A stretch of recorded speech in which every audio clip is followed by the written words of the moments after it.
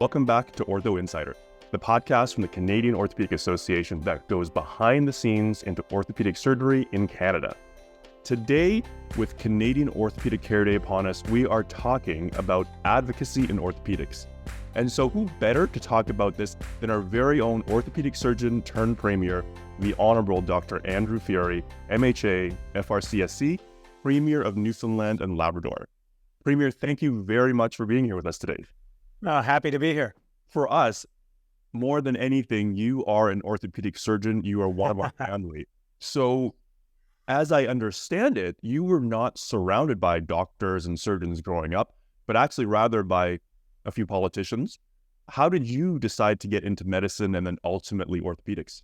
That's a great question. It's often easier to answer how I got into politics than it is to answer how I got into orthopedics. I always had a background that was fairly balanced and with a desire to pursue science, but then the social sciences as well. So I wasn't one of these guys who kind of did engineering and just pure maths. So my undergrad background was based in biology, and then did some poli-sci courses, some psychology courses, some stats. It was kind of all over the place. And I did have some influence from some physicians along the way who I thought I looked up to and thought that would be a pretty cool career. But when I graduated undergrad, I wrote the LSAT and the MCAT, got into both. And then in the summer between starting med school, I was faced with a decision. Absolutely, it's a big one. Yeah, and had quite impressive, quite substantive financial offers from the law school side of things for some of the schools across Canada. And so I was really kind of leaning towards law, probably just some of, attracted to the prestige of some of the schools and some of the packages that they were offering. And my dad, who's a lawyer, said, look, what you really should do is go talk to a bunch of lawyers and then talk to some doctors. At least that can help inform your decision as opposed to whatever you see on TV. And you know what I do. And so I went and I talked to a fair few number of premiers, of lawyers. And, they gave a pretty good pitch. One of whom is still a fairly good friend of mine, and he had a slight career change into politics himself, but he kind of positioned it that, well, medicine, your life's not your own. Law, your life is your own. You're always on call. I've got all these surgeon buddies, and they're never available to play hockey or whatever. But then I talked to a thoracic surgeon of all things who just happened to live across the street from us growing up.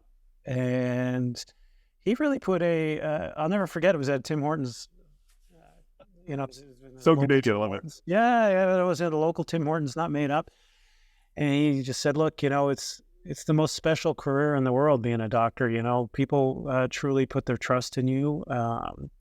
They come when they're at their most vulnerable, and they really fully trust what you're going to say and what you're going to do. And he said, look, I don't know anything about law, but, I don't think you get that personal relationship with the practice of law. And it was really that conversation that guided me towards medicine. And, when I started medical school, to be honest, or when in my interview pre-med to get into med school, I think I said I wanted to do psychiatry or something. I quickly realized that was life that would have been. Yeah, totally. Although I feel like a psychiatrist for the province sometimes. But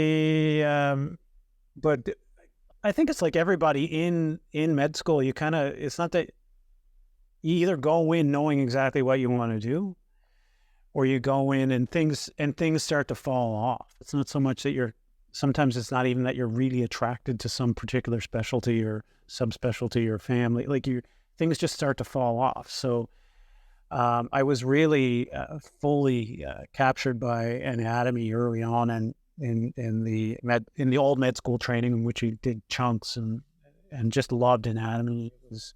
Would spend all day if I could in the anatomy lab. And then, so psychiatry, medicine, family kind of fell off fairly quickly. And then I knew I wanted to do something, something that wasn't family, something that wasn't psychiatry. And so I shadowed a couple of emerge docs. Before shadowing was a thing, I just kind of tagged around. I know it's part of the medical training now, and it's great that it is. Because if I shadow emergency, then you see everything. I knew I didn't want to be an emerge doc because those hours are awful and feels awful, looks awful. But no offense to our emerge colleagues, but it wasn't for me.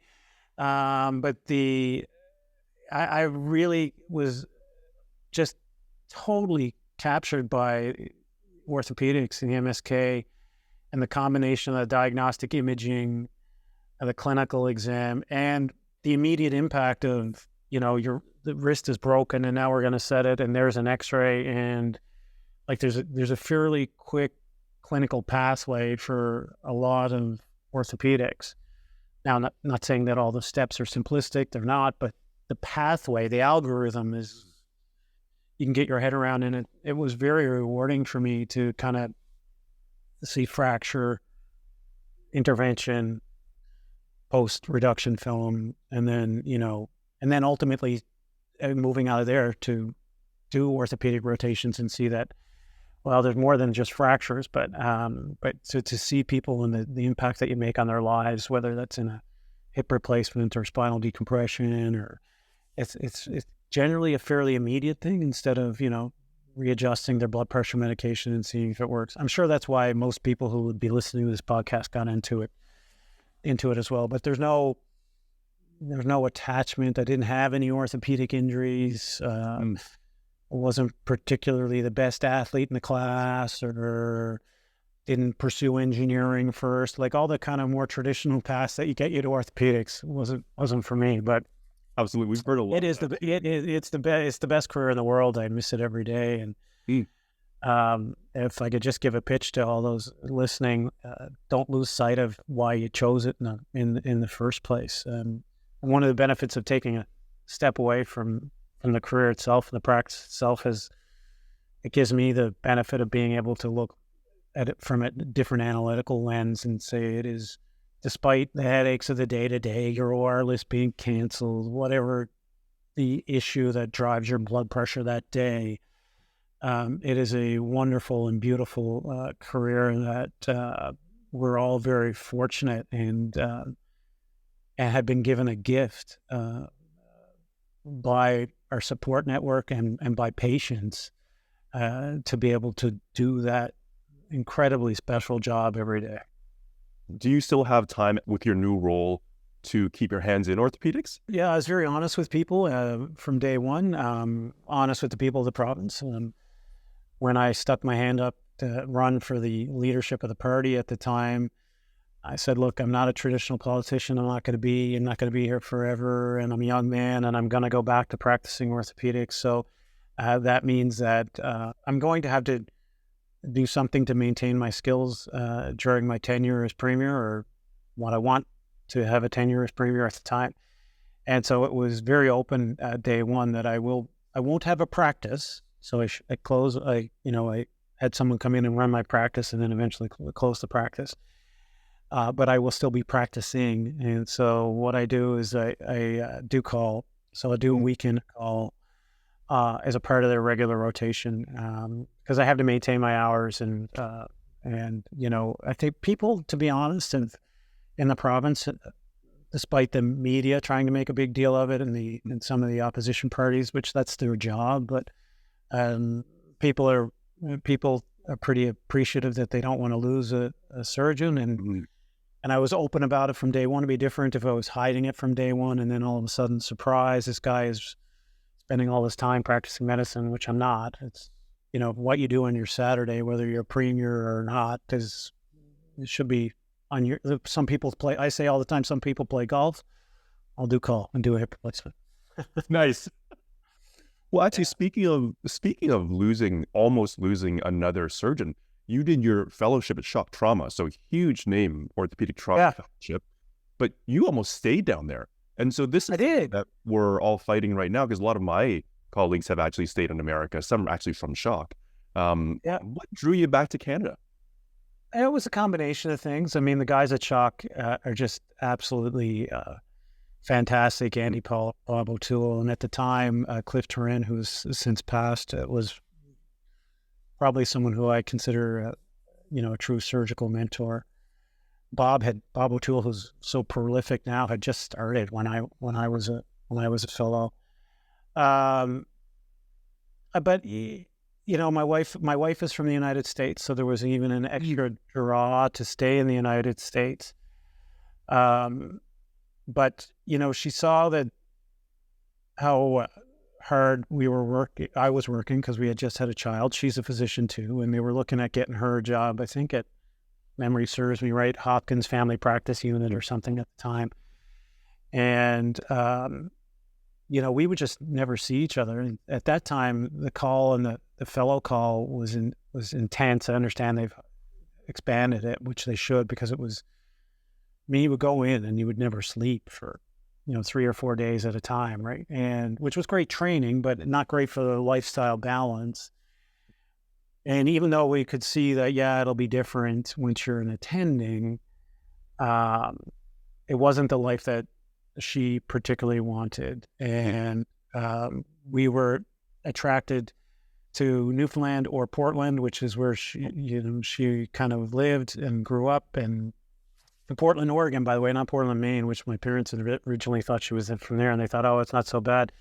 So she came home one day, and Baltimore's an intense city too, eh? Like, there was a police officer shot in our neighborhood twice in the year that we were there, and we lived in a great neighborhood, and I love the city. Charm City is the right name for it. It is charming, but it's also intense and can be dangerous, and so you throw all of that in with what we had a job offer. We had one in Calgary, and we had one in St. John's.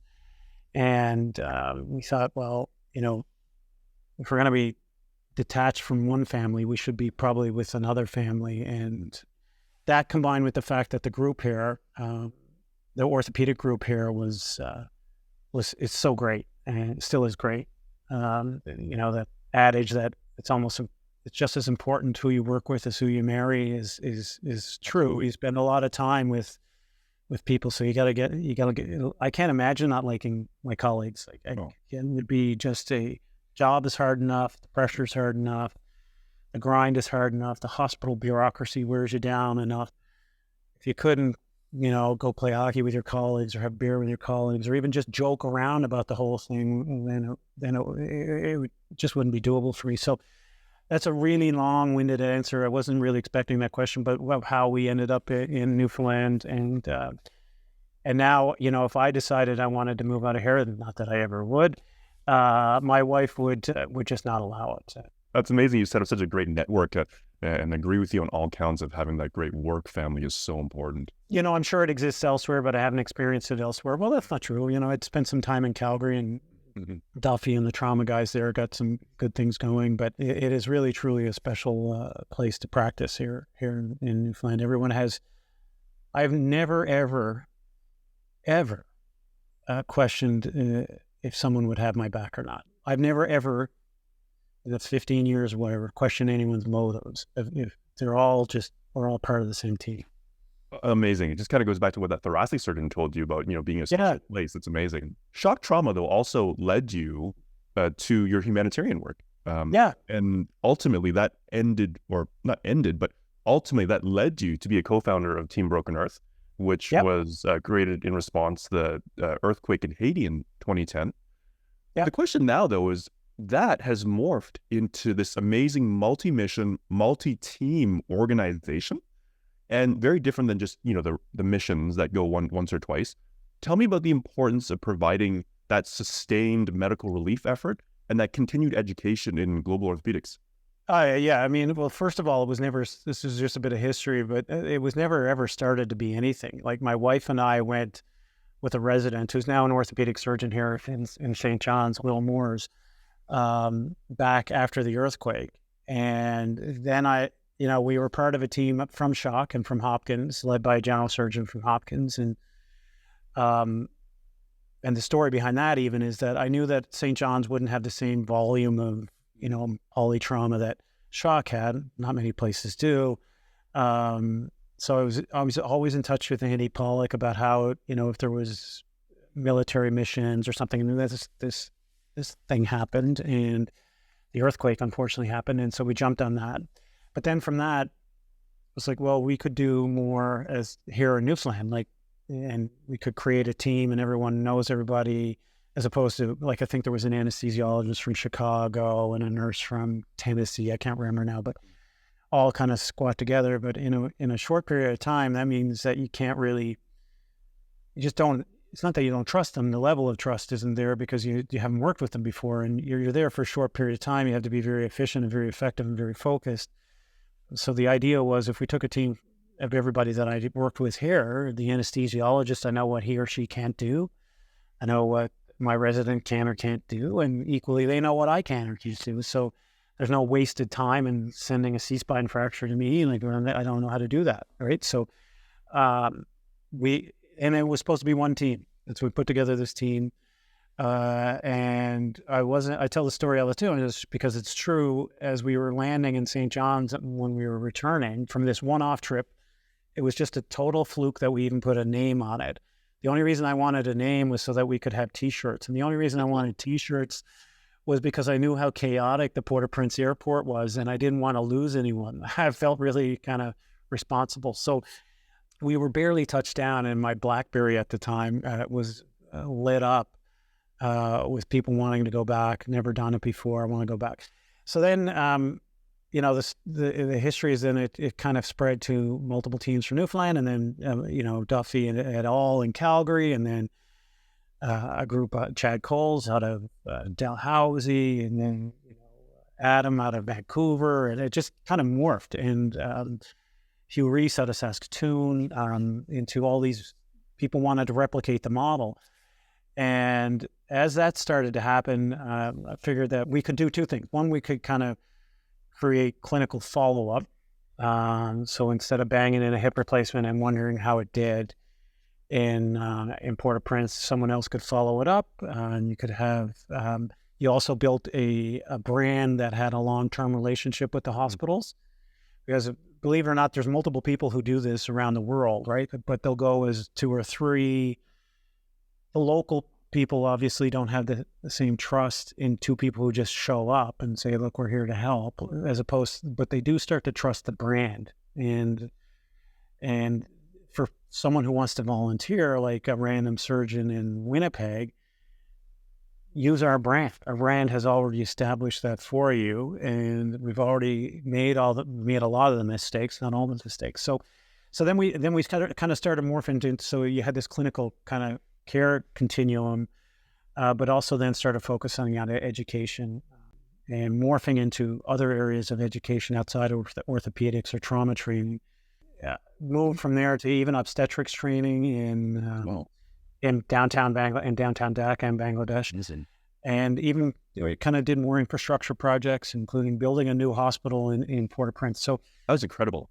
yeah, it was really, and the cool thing for me now, having left it for, hard to believe, it's almost 4 years to the day, is to see it succeed in my absence. Not that, which, look, I'm, despite being a politician, I hope I don't have a gigantic ego. My children try to put that in check, but it was never about me and we, or even 2 or 3 of us. We tried to create it intentionally, strategically, so that the organization could live on, whoever was running it, but also could live local. Like we never wanted to be we wanted it to be a very flat organization. So yeah, we use your brand, we all share in the brand, but you know what, Paul, in Calgary, this is yours, right? I don't know the fundraising network in Calgary. Like, we'll do all the paperwork for you. At the time back then, it was all the travel and all that kind of stuff, but this is yours. So it's more like a flat franchisee thing. It's a franchise, yeah. Yeah, that really gives people ownership and helps us collectively because Canada is a small country, really kind of overcome some of the barriers of scale. Interesting. One of our previous episodes, we talked to Dr. Supriya Singh and Dr. Parm Razak. Yeah, I mean, I didn't even touch on those guys. I mean, yeah, no, but I mean, they kind of said the same thing as you, and their goal in any of their global orthopedics, it's like their kids, and ultimately their goal is that, they can train their kids and take care of their kids, but ultimately you want your kids to be independent and not need you anymore. And it sounds in there, which is awesome, right? Especially with the franchises. So that's funny that you use that analogy, because we always said at the table when my kids were young, my BlackBerry would be dinging all the time, that they were like, Broken Earth was like our fourth child, because you'd start and grow, and it was with us wherever I went. And getting texts from colleagues in Port-au-Prince or Ethiopia or whatever, at 5 o'clock at night about what to do with the pelvis. That's one. I mean, I'd love to talk more about this, but we talk about this all day. But I mean, really though, this is a break for me, by the way. I'm not answering any kind of economic questions or stuff. Yeah, no, we love it. What are you going to do about the budget or the deficit? So this is I'm going to run the clock here on this stuff. Yeah, absolutely. Well, I mean, in terms of that, the advocacy though, I mean, I do have a couple of questions because it's advocacy. Yeah. Canadian Orthopaedic Care Day. So your father was the Speaker of the Senate, and I think your uncle was in the cabinet for a couple of the provincial governments in Newfoundland and Labrador. Was this move to politics inevitable? Like, was there always a draw there? I mean, I think I'd be lying if I would be lying if I said that I never always thought about it. And of course, I was involved. My father was always involved in the background. So when we were growing up, my father wasn't appointed to the Senate until Chrétien appointed him when I was in medical school. So, and then became Speaker under current Prime Minister Trudeau. So and I saw my uncle in it, wasn't completely enamored by the outward facing, but was kind of attracted to the backroom strategy, logistics. That's where the real politics happens. Like, it doesn't happen on the floor of the House of Commons. Like, the politics happens in party structure and organization. So I was always kind of thought that I would have something to do with it. And even as a surgeon, ran a few campaigns, was involved in the background. But then this just happened. It was, there in life, windows open and they close, and you don't get to choose when they open and close. You can see through them, you can walk through them, and jump through them, but you don't get to choose when they open and close. Sometimes you have to walk by them because they're closed, and if they're open, you have to figure out if you're going to do anything. And so it was a family decision at the time. The province was in a tough spot, and it was pre-pandemic, by the way, so the medical angle didn't even really kind of fit into it. But it was a challenging, very challenging time, and I thought I could offer something and give back. And I'm sure for anyone looking from the outside, they're saying that this was always an obvious trajectory. But for anyone who knows me, if they're saying that, they probably would have said, well, he's probably going to go federal, not provincial. But yeah. But I've been fortunate, even in my undergrad, to work in political offices and and experience it. So it wasn't like I was, didn't have any knowledge of the job, but it is a job that has a learn. You learn and you learn quickly. Steep learning curve is a misnomer, but you do kind of have to learn, and it's not what it always appears to be. But it's fun to be able to contribute back in this way. So you've been in OR lounges, and so oftentimes with the background chatter and everything, there seems to always there's always seems to be something we're frustrated about or jaded about, and there's all these perceived barriers. Admittedly, as you said, in Canada, orthopedic surgery is a small group. So how do you get a small group of people who are obviously who are sometimes divided and jaded and pretty much burned out and have no further cognitive or emotional capacity to have their voice heard and to mobilize them into action? Yeah. So a couple of things, and I'm probably going to get in trouble for saying some of these. Burnout is not an excuse for inaction. I'm not saying you don't need to look after your mental health, but And I mean that collectively as a society, not as an individual, and collectively as a group of orthopedic surgeons. What used to drive me nuts and still drives me nuts is the OR advocacy. Like, it does nobody any good to shout and scream about what is happening or not happening in between cases. It doesn't do you any good, by the way. It only causes you to get frustrated. It only causes your blood pressure to go up, and doesn't do the patient any good. Certainly doesn't do the patient any good. You're about to operate on it, that you're going in the OR angry and tense. And I'm not saying that I wasn't subject to this either. Certainly was, and I'm sure my colleagues would say I was probably one of the worst. But that is wasted energy. You only have so much energy in life to jump up and down. You might as well just go work out or something like that. Unless you plan to funnel that energy into trying to enact change, and be prepared to know that it's not as simple as, I'm a surgeon, I know what's best, and here it is, I'm going to change this dynamic. And therefore, as a consequence of that, will be frustrating. Then you're not participating in the process. Mm-hmm.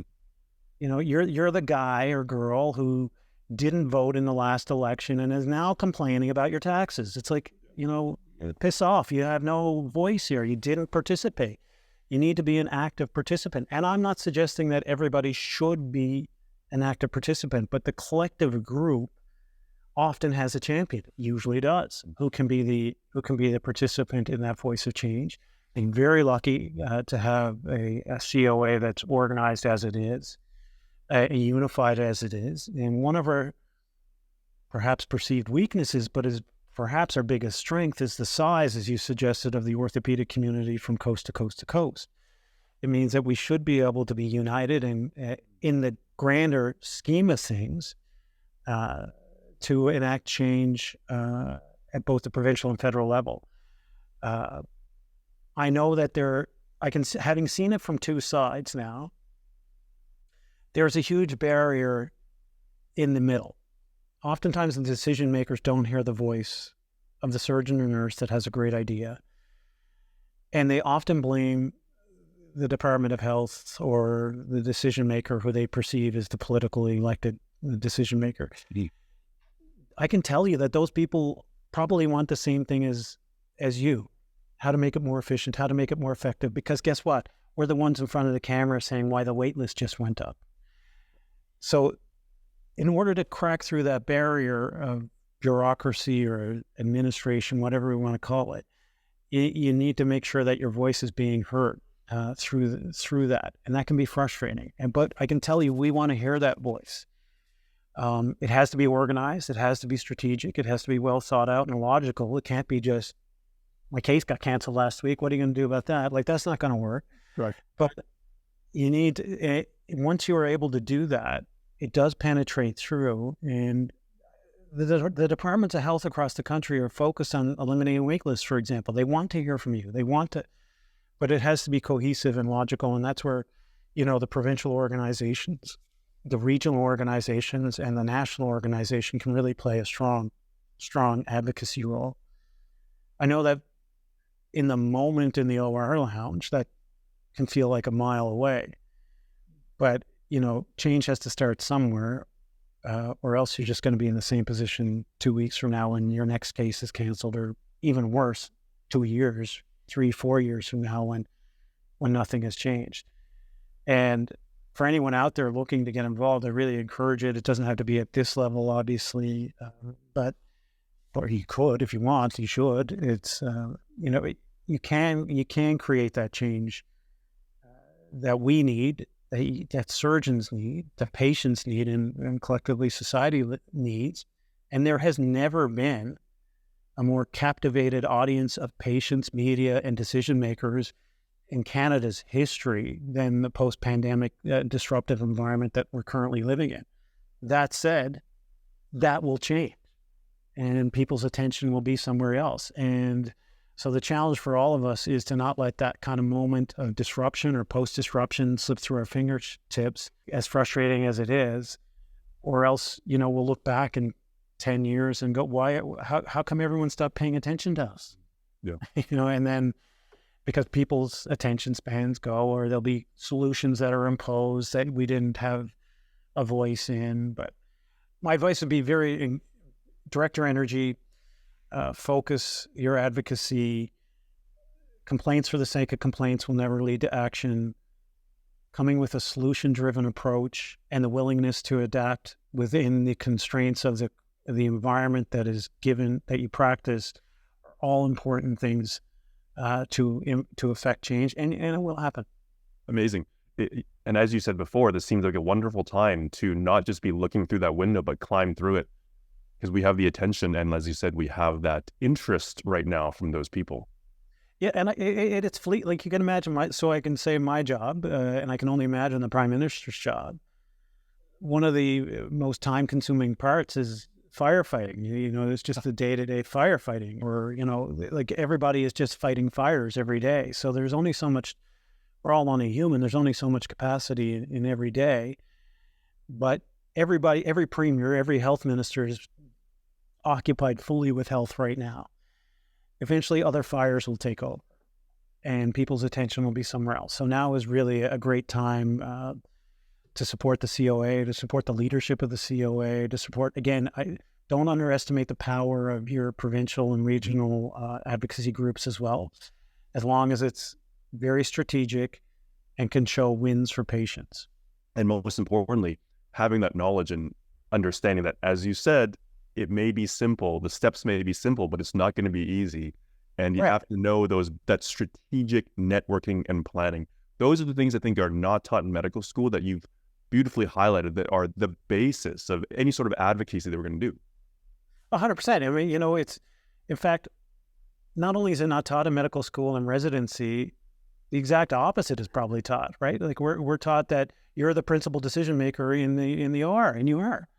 And, if you ask for a scalpel, someone's going to give you a scalpel. So it's almost kind of reinforced in a perverse way that what do you mean I can't go into the Department of Health and say I want 10 extra knee replacements, and they're going to say, okay, here's the 10 extra knee replacements. That's not the real world. The other world lives in having to navigate the small p political realities and the strategy that you need to employ to advance any agenda. And that's true, by the way, in education. It's true in justice. It's true in health. It's true in private business and true in private equity and banking. It's true everywhere. But sometimes our focus is so narrow, and it has to be. I mean, that's what makes us good surgeons and makes the specialty good. But someone needs to have the ability to expand that scope when looking broader at how to tackle complex issues. And basically have a team. Yeah, I mean, I don't mind commenting on leadership. First of all, it's never a good idea to ask someone about their leadership style. It's better to ask everybody else about their leadership style. Yes, yeah. No, yeah, but I mean, I think the comment on leadership that I would have is you can't just have one leadership style.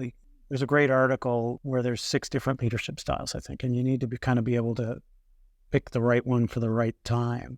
I try to, for my ministers, try to make sure that they understand what we want and need collectively, and if they're given direction, to be more hands off.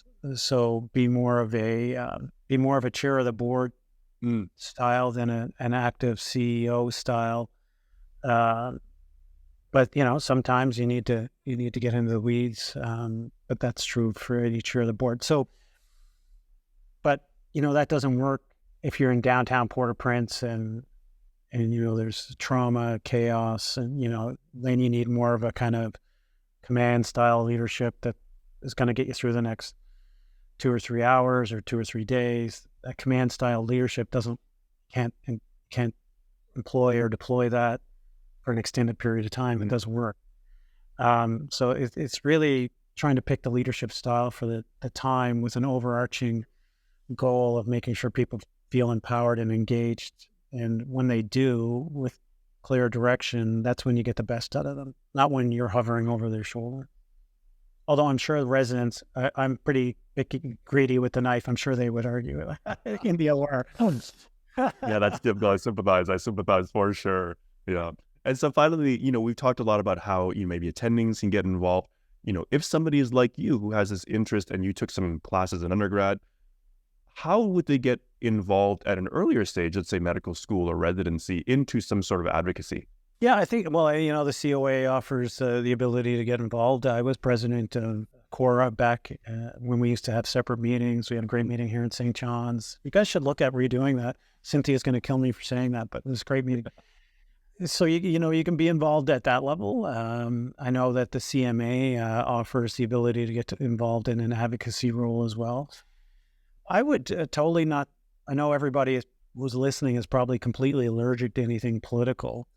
But, that's where the decisions are made.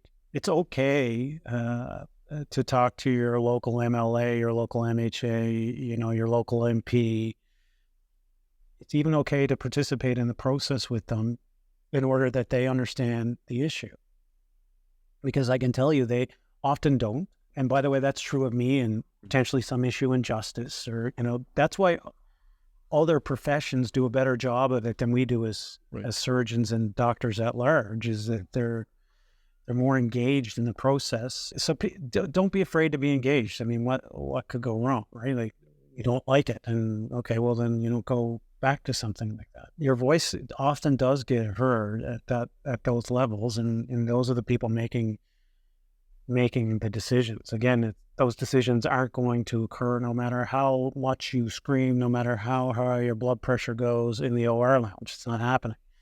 And it's why you need an outlet through the COA, through political organizations. I mean, historically, that's why political organizations exist, so that you can advance ideologically united agendas towards governance. And if you don't participate in the process, then I'm not sure why people don't understand why their voice isn't being heard if they're not participating in the process. So it's, again, not everybody has to run for office, although we could use more doctors in office. And not everybody has to, run a campaign or anything like that. But it is important to be involved somehow and attached some way, either indirectly through the groups or directly through yourself in the political process, in my opinion. No, wonderful. Thank you for bringing up the COA, because there's also, as you said, aside from the Cora, there's also opportunities for young leaders, and there's scholarships and awards available. Yeah. So I'm sure everyone just look into that as well. Yeah. Yeah, and the traveling fellows and all that kind of stuff, they're all leadership roles, right? And one of the cool things about Broken Earth is you bring back these experiences from other places, and then you apply them in the hospital. Maybe not, in a true clinical sense, but you may look at your trays and say, well, I just did a total hip replacement with one half of those instruments for a week. Why do I need all of these things? And then that's efficiency in your hospital. So I completely agree. Well, Premier Furey, thank you again for your time and your input. That's right. Yeah, this has been amazing talking to you. Thanks. Thanks.